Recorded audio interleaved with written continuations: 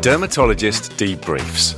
Join no-nonsense dermatologist Dr. Stefanie Williams as she debunks myths and shares her professional insights, separating facts from fiction in just a few minutes.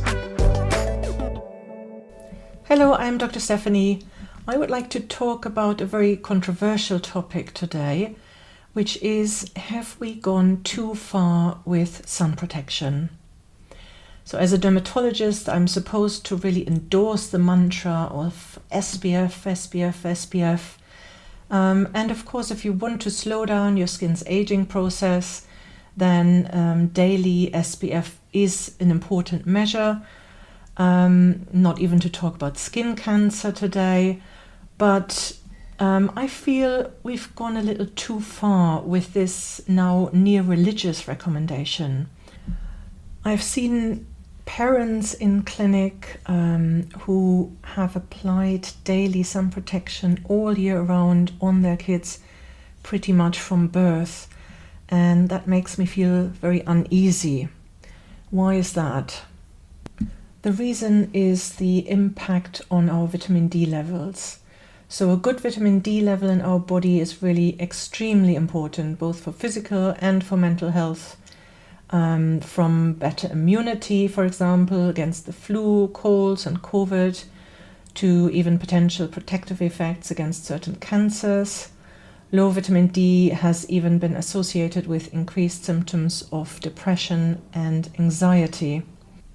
And we know that both excessive sun avoidance as well as daily SPF of broad spectrum sun protection products can impact our vitamin D levels. I often measure the vitamin D level in my patients, and almost always it comes back as too low. And that's because 80 to 90% of natural vitamin D in the UK is derived from sun exposure.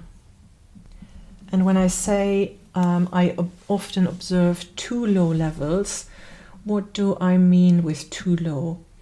So we used to aim for a blood level of 50 nanomole per liter, and anything under 50 was reported by the lab as insufficient.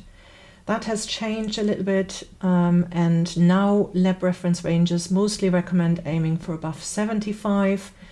However, some experts are even now recommending to aim for 100 or 120 nanomole per liter.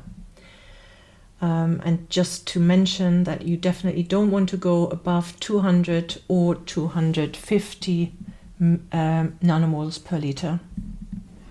Also to mention that the UK units used are, as mentioned, nanomole per liter, whereas in the US the labs use a unit of nanogram per milliliter.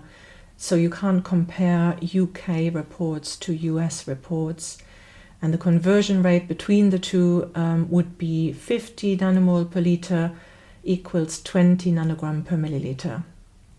But to come back to my thoughts about whether we are overdoing sun protection, I think we do in many cases.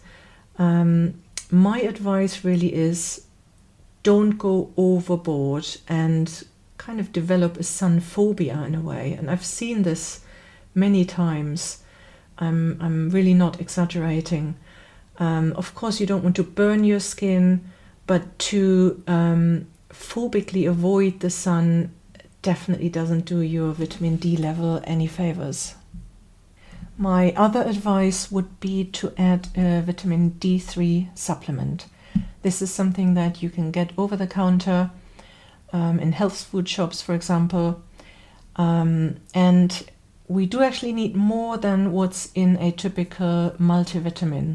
So multivitamins contain 400 units of D3, and that's definitely too low in my opinion.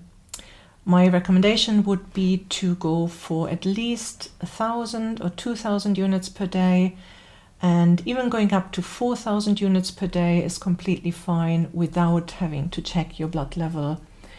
Some doctors recommend 1,000 units per 15 kilograms of body weight, Ideally, you would, of course, do a blood check and see where you are and adjust your vitamin D supplement accordingly.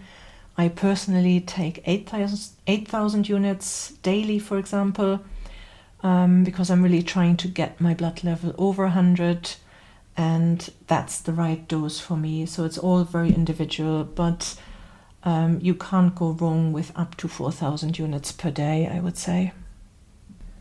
So I do still recommend daily SPF for anybody who wants to slow down the aging process on their skin, but definitely combine that with a good vitamin D3 supplement, and don't become overly obsessed with sun protection and sun avoidance even, because the sun does have some benefits for our skin.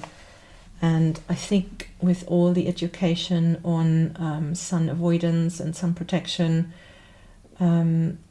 it simply has gone too far, in my personal opinion. So I hope this makes sense, and do send me any questions you'd like to have answered, and I will speak to you again soon.